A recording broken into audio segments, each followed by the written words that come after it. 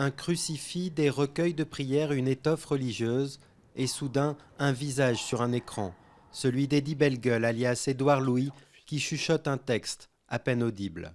Et tout mon corps maintenant pendait au bout de mes bras disloqués.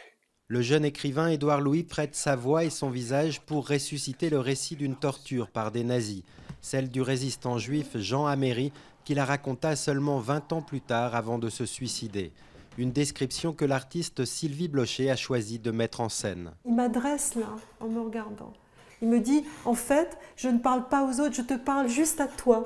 Toi, là, je te parle. Est-ce que tu m'écoutes?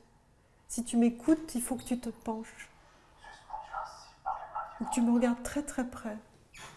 Jean Améry, mais aussi la féministe Olympe de Gouges, le poète russe Ossip Mandelstam, le blogueur sri-lankais Ananda Bijoy et la jeune iranienne Rayhaneh Jabari, pendus pour avoir tué son agresseur. Tous sont morts pour ce qu'ils avaient écrit, mais à travers les voix de gens connus ou non, Sylvie Blocher a choisi de les faire reparler dans cet ancien couvent de sœurs carmélites de Saint-Denis, un endroit où l'on doit normalement se taire.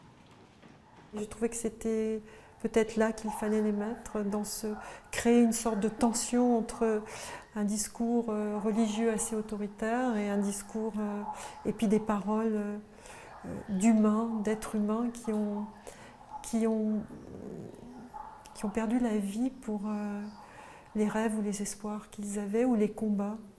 Peu connue en France, mais plébiscitée à l'étranger, la vidéaste alsacienne expose pour la première fois à Saint-Denis, pourtant sa ville d'adoption depuis presque 30 ans.